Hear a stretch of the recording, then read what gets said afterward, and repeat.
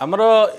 Cervical spondylosis गोटे भारी common रोग आमर समाज रे तेणु सर्वाइकल स्पॉन्डिलोसिस आमे कहले आमे याकू बुझू जे सेटा गोटे degenerative osteo arthritis of cervical spine तेणु बेकर जो आपणकर स्पाइन अच्छी आपणकर 7टी भर्टिब्रा अच्छी C1 to C7 कहती तेणु आमर नॉर्मल बेकर कर्भेचरटा थाए लॉडोटिक कर्भेचर तेणु सर्वाइकल स्पॉन्डिलोसिस यूजुअली भी वयस्क लोकों रोग 50 वर्ष पर हुए जितेबाला आपणकर डिजेनरेशन हम सर्वाइकल स्पॉन्डिलोसिस हुए तेणु आपणकर अत्यधिक चाप होकर धरतु गोटे लोक बेसी मोटरसाइकल बाइक चलाऊँगी धकड़ चकड़े चलाऊँगी एवं अत्यधिक काम प्रेसर रोचे मुंडरे ओजन नौची तेणु से गुड़ा भी सब सर्वाइकल स्पॉन्डिलोसिस कारण एवं फल गोटे फल मोटर वेहिकल एक्सीडेंट सी भी सर्वाइकल स्पॉन्डिलोसिस कारण एवं बहुत लोकंकर सर्वाइकल डिजेनरेशन आस्ते आस्ते वयस्क लोकंकर हुए जमती बाल पाचे प्रोस्टेट ग्लैंड बढ़े से भाई डिस्टा डिजेनरेशन हुए एवं बेले बेले माइनर इंजुरी समय भी से सर्वाइकल स्पॉन्डिलोसिस हुए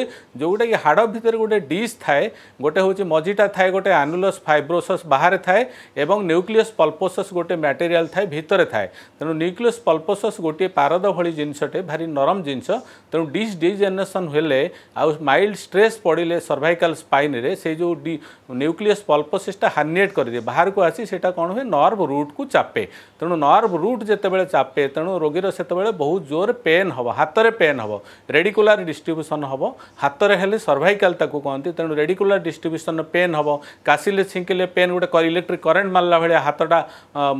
बथा हम हाथ को पेन जीव झिमझिम हम गोदरा गोदरा लगे तेणु बाम पटे यूजुअली सर्वाइकल स्पॉन्डिलोसिस पेन गले आम वयस्क लोकंर सब बेले कार्डियाक डिजीज भावु तेणु हार्ट अटैक रे बेले बेले आपणकर चेस्ट पेनटा बाम हाथ आड़ को जाए तेणु जेकोसी रोगी जदि 50 वर्ष पर डायबिटीज ब्लड प्रेशर थाई सर्वाइकल स्पॉन्डिलोसिस पेन हेले भी आम सांगे सांगे कार्डियोलॉजी डिपार्टमेंट ईसीजी करी आगे एक्सक्लूड कर पेसेंटर हार्टर किसी प्रॉब्लम अच्छी ना नहीं एबे देखा जाउची बहुत लोक यंग पिला माने आम पाखु आसुचंती जो मानकर बेक पेन होची जो माने कि कंटिन्यूअस सेटा गोटे प्रोफेशनल हाजार्ड भाया आम कहूँ कंटिन्यूअस जो माने कंप्यूटर ऑपरेट करूचंती माउस ऑपरेट करूचंती बहुत समय धरी नईकरी मोबाइल देखुचंती तेणु ऑड पोजिशन रे राति शोईकरी मोबाइल देखुचंती सेमानकर प्राय सर्वाइकल स्पॉन्डिलोसिस होउची एवं जो माने बॉयज स्टूडेंट माने आसुचंती बहुत समय नईकरी पाठ पढ़ुचंती ऑड पोजिशन खटरे बसिकरी अंटा और बेक को नईकरी सेमाने भी बहुत समय बेक पेन होकर आसुचंती किंतु सेमानकर किछि आमे सर्वाइकल स्पॉन्डिलोसिस डायग्नोसिस करिया पे गोटे एक्सरे करा जाए लैटरल व्यू एपी व्यू करा जाए से एक्सरे रु जना पड़े डिस्क प्रोलैप्स है कि कौन स्पॉन्डिलाइटिक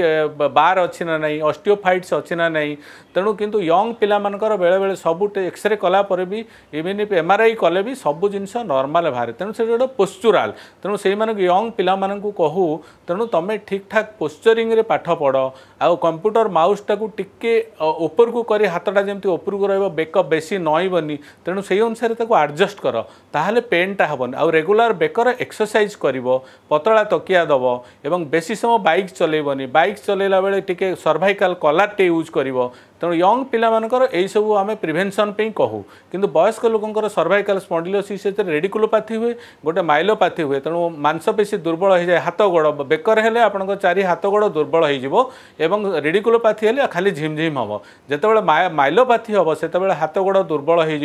होपर परिस्रा बंद होपर गोटे सेंसेसन झिमझिम झिमझिम गोदरा गोदरा बेकर तलू रही केस एमआरआई करी बेले बेले स्थल विशेष ऑपरेशन भी करा जाए किंतु मैक्सिमम केस रे आपण रेस्ट नेबे सर्वाइकल कलर बांधे बेसी समय बाइक चलेबेनी ओजन जिनस करेनि धकड़ चकड़ रास्तार बेसी समय जावासिया करेनि बेकर पट्टी बांधे पतला तकिया देवे एवं रेगुलर नेक एक्सरसाइज करेंगे उत्तम खाद्य खाइबे हेले आप सर्वाइकल स्पॉन्डिलोसिस की प्रिवेंट करि परिबा भविष्य रे।